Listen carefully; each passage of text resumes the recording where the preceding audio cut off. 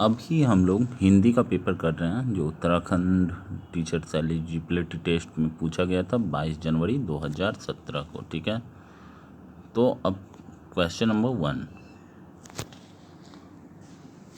मुहावरे लोकोक्तियों के शिक्षण में आपके लिए सबसे अधिक महत्वपूर्ण क्या होता है? मुहावरे लोकोक्तियों का वाक्यों में उपयोग करना, अधिक से अधिक मुहावरे लोकोक्तियों के प्रयोग से भाषा को सौंदर्यपूर्ण बनाना, संदर्भानुसार मुहावरे लोकोक्तियों के प्रयोगों को समझना और उनका प्रयोग करना, मुहावरे लोकोक्तियों के अर्थ को समझने का प्रयत्न करना। ठीक है, तो संदर्भानुसार मुहावरे लोकोक्तियों के प्रयोगों को समझना और उनका प्रयोग करना जो होता है मुहावरे लोकोक्तियों के शिक्षण में सबसे अधिक महत्वपूर्ण है। तो इसका आंसर होगा 3 नंबर। ठीक है, अब हम बढ़ते हैं 32 पे। निम्नलिखित में से कौन सा कथन सीखने के विषय में सही है? सीखने की उस वातावरण में प्रभावी होता है जो संवेगात्मक रूप से सकारात्मक हो और शिक्षार्थियों को संतुष्ट करने वाला हो। सीखने के किसी भी चरण पर सीखना संवेगात्मक कारकों से प्रभावित नहीं होता। सीखना मूल रूप से मानसिक क्रिया है। बच्चों द्वारा की गई त्रुटियां यह संकेत करती हैं कि ठीक तरह से सीखना नहीं हुआ। ठीक, तो सीखना जो होता है उस वातावरण में प्रभावी होता है जो संवेगात्मक रूप से सकारात्मक हो, शिक्षार्थियों को संतुष्ट करने वाला हो, सीखने के विषय में सही हो, क्योंकि बच्चा स्वयं की अभिरुचि को अपने संवेगों के सकारात्मक पक्षों को सीखने की प्रक्रिया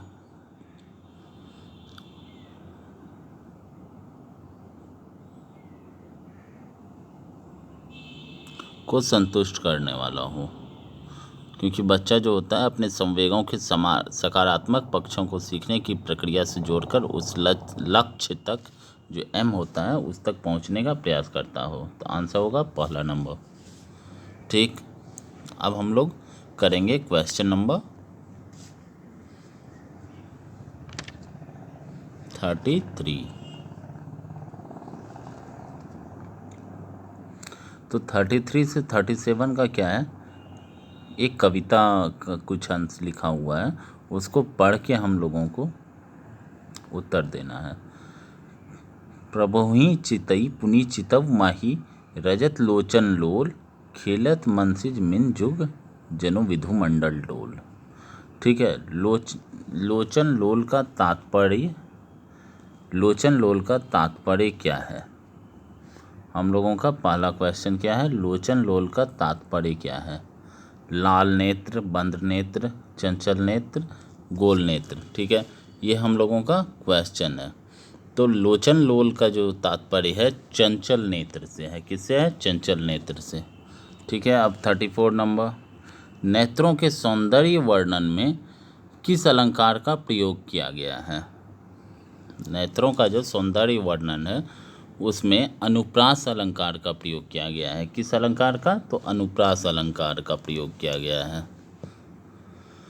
अब 35, उपरोक्त पंक्तियों में कौन सा छंद प्रयुक्त है? दोहा, चौपाई, सोरठा, सवैया।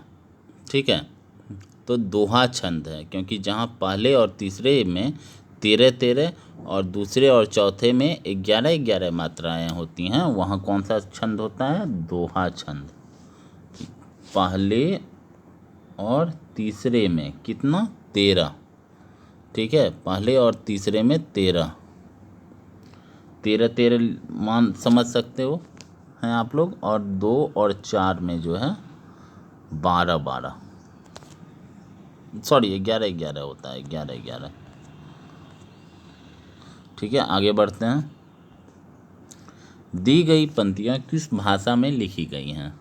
खड़ी बोली, ब्रजभाषा, अवधी, मगधी। तो ये जो दी गई पंक्तियाँ हैं किस भाषा में लिखी गई हैं? कौन से भाषा में लिखी गई है? तो ये सारी पंक्तियाँ ब्रजभाषा में लिखी गई हैं। दी गई पंक्तियों में प्रयुक्त मनसिज शब्द का पर्याय विकल्पों में से सही नहीं है। मनोज, कंदर्प, मदन, कृष्ण। तो मनसिज शब्द का जो पर्यायवाची होता है कृष्ण नहीं होता है। मनोज, मदन, कंदर्प सभी मनसिज के पर्यायवाची हैं, सिर्फ कृष्ण नहीं है। तो इसका आंसर होगा चौथा, क्योंकि पूछा गया पर्याय निम्न विकल्पों में से नहीं है, तो चौथा होगा कृष्ण। व्यर्थ शब्द में किन वर्गों की संधि हुई है? ठीक, तो व्यर्थ में हर्षई और अ की संधि हुई है। किसकी हुई है? हर्षई और अ की। तो चौथा नंबर जो ऑप्शन है हम लोगों का करेक्ट ऑप्शन है। 39 में दिए गए शब्दों में भिन्न अर्थों वाला शब्द है तुरंग, मृगराज, मृगेंद्र, व्याघ्र। ठीक, तो तुरंग का अर्थ क्या होता है? घोड़ा, और बाकी सारे का अर्थ शेर के लिए प्रयोग किया जा सकता है। व्याघ्र का तो बाघ होता है, लेकिन सारे का मृगेंद्र, मृगराज जंगल के राजा को संबोधित किया गया है। तो बाघ भी जंगल का राजा है, मृगराज भी है, मृगेंद्र भी है, व्याघ्र और सारा का सारा है। आगे बढ़ते हैं 40 में। अंतस्थ वर्ण है। ठीक है, तो भैया अंतस्थ वर्ण कौन है? य, र, ल, व जो है अंतस्थ वर्ण है। कौन है? य, र, ल, व। अन्योन्याश्रित का अर्थ क्या है? अन्योन्याश्रित का अर्थ होता है एक दूसरे पे आश्रित होना। तो इसका आंसर होगा तीसरा। उदंत उदंत मार्तंड कौन है? क्या है? ठीक है, तो उदंत मार्तंड जो है एक साप्ताहिक हिंदी का पहला समाचार पत्र है, जो 30 मई 1826 को प्रकाशित हुआ था। इसी के कारण 30 मई को हिंदी पत्रकारिता दिवस के रूप में मनाया जाता है। ठीक है, तो ये इसका आंसर क्या होगा? समाचार पत्र।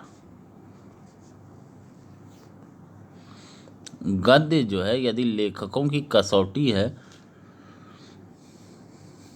तो निबंध जो है गद्य की कसौटी है। यह कथन किसका है? तो यह कथन जो है आचार्य रामचंद्र शुक्ल का है। किसका है? आचार्य रामचंद्र शुक्ल ने कहा था गद्य यदि लेखकों की कसौटी है, तो निबंध जो है गद्य की कसौटी है। 44 अब आते हैं। भाषा विकास में सहयोग करने का कौन सा तरीका गलत है? भाषा विकास में सहयोग करने का कौन सा? बच्चे को बिना टोके प्रकरण पर बात करना, उसकी अपनी भाषा के प्रयोग को अमान्य करना, उसके प्रयोगों का समर्थन करना, भाषा के प्रयोग के अवसर उपलब्ध कराना। ठीक है, तो भाषा विकास में सहयोग करने का जो सबसे गलत तरीका होता है, उसकी अपनी भाषा के प्रयोग को अमान्य करना, क्योंकि प्रत्येक बच्चे की मातृभाषा जो होती है भिन्न होती है, अलग अलग होती है, और मातृभाषा ही द्वितीय भाषा को सीखने में एक साधन के रूप में प्रयोग की जाती है। समझ रहे हैं आप लोग?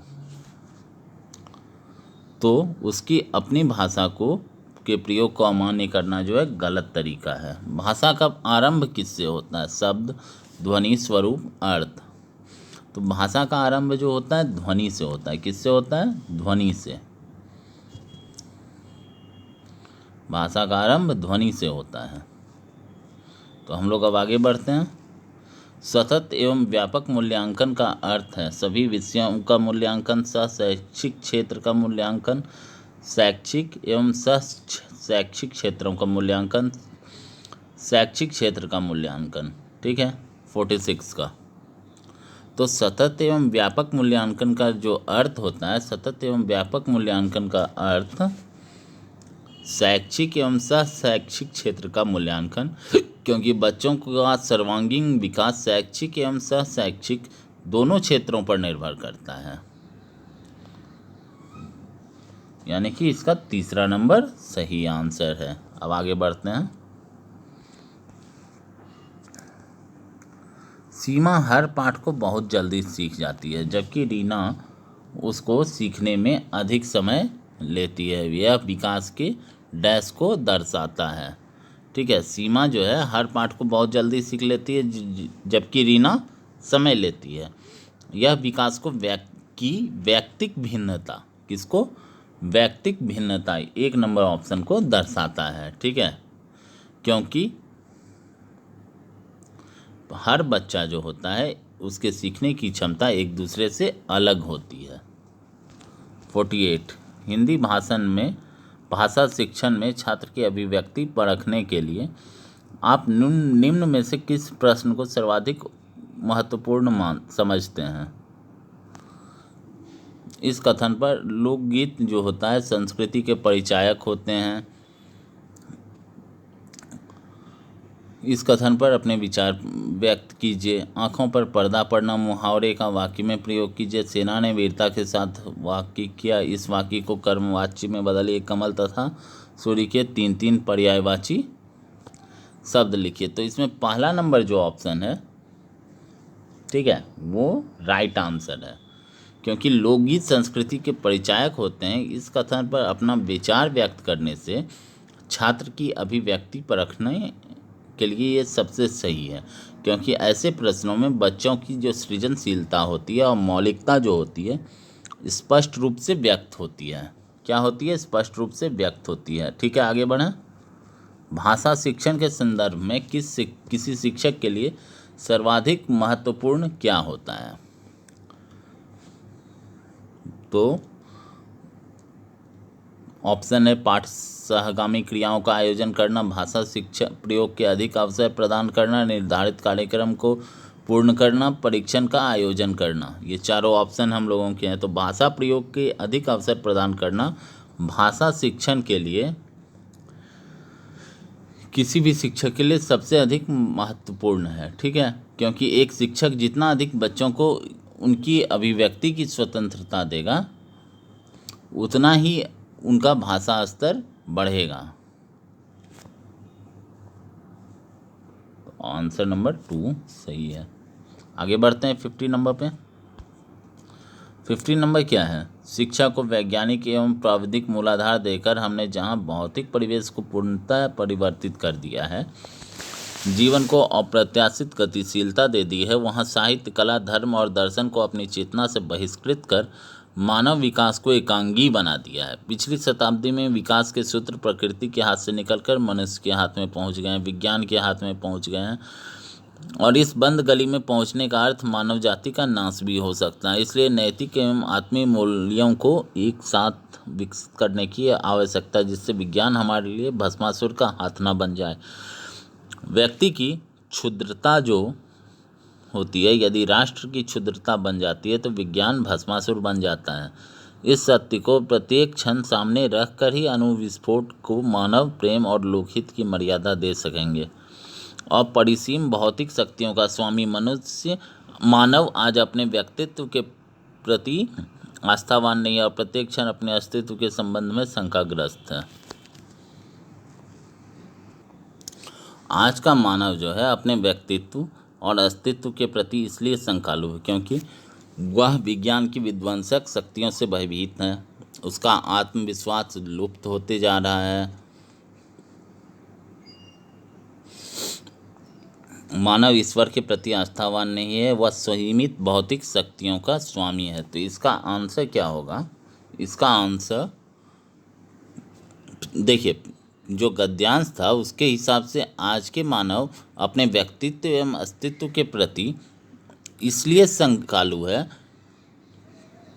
क्योंकि उसका आत्मविश्वास जो है लुप्त होता जा रहा है। तो ऑप्शन होगा 2। ठीक है, अब 51 में आए।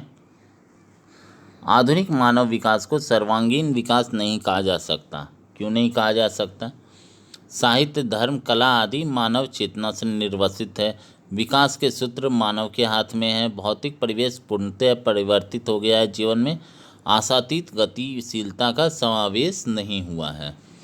तो ये गद्यांश के हिसाब से जो है आधुनिक मानव विकास को सर्वांगीण इसलिए नहीं कहा जा सकता क्योंकि उसके जीवन में आशातीत गतिशीलता का समावेश नहीं हुआ है। इसलिए 4 number is the right answer. तो अब हम लोग 52 की ओर बढ़ते हैं।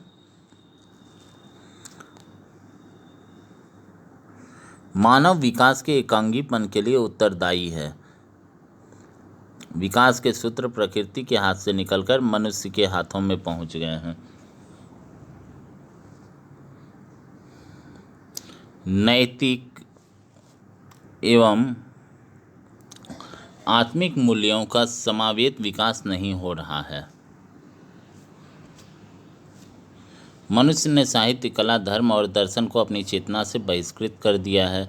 भौतिक परिवेश पूर्णतया परिवर्तित हो गया है। ठीक है, तो गद्यांश के हिसाब से क्या है, मानव विकास का ये एकांगीपन के लिए मनुष्य द्वारा साहित्य, कला, धर्म और दर्शन को अपनी चेतना से बहिष्कृत कर दिया गया है। विज्ञान हमारे लिए भस्मासुर का हाथ बन सकता है, क्योंकि मानव आज अपने अस्तित्व के प्रति आस्थावान नहीं है। नैतिक एवं आत्मिक मूल्यों के साथ विकास नहीं हो रहा है। आज मानव प्रत्येक क्षण अपने अस्तित्व के संबंध में शंकाग्रस्त है। विकास के सूत्र विज्ञान के हाथों में पहुंच गए हैं। तो इसका आंसर होगा 2, क्योंकि गद्यांश के हिसाब से विज्ञान जो है हमारे लिए भस्मासुर का हाथ बन सकता है। काहे कि नैतिक और आत्मिक मूल्य जो है हम लोगों का, उसका विकास ही नहीं हो रहा है। अब हम लोग 54 पे आए। नेपथ्य का क्या अर्थ है? नेपथ्य का अर्थ होता है रंगमंच के सामने विशिष्ट दर्शकों का स्थान, कलाकारों का मेकअप रूम, वाद्य यंत्रों को रखने का स्थान, रंगमंच के पीछे का स्थान। तो इसका आंसर होगा 4, रंगमंच के पीछे का स्थान। तो 55 नंबर में आते हैं। निम्नलिखित में से किस वाक्य में आपादान कारक है?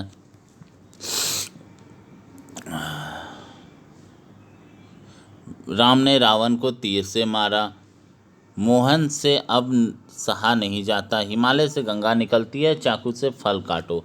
तो इसका आंसर होगा हिमालय से गंगा निकलती है, क्योंकि जहाँ अलगाव होने का बोध हो वहाँ अपादान होता है।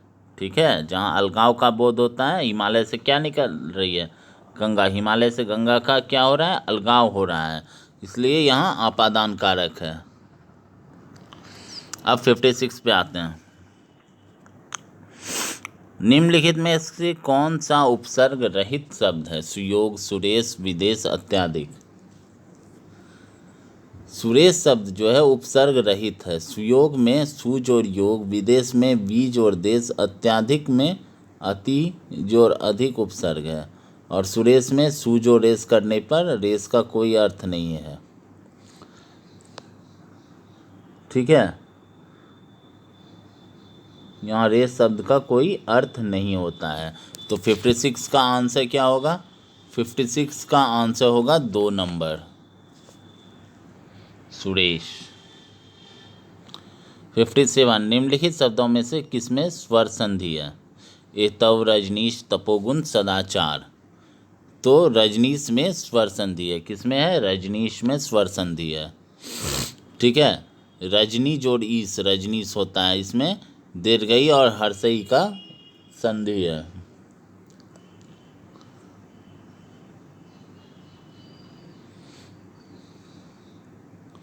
ठीक है, 58, हिंदी के प्रचार प्रसार की सर्वाधिक प्राचीन संस्था कौन है?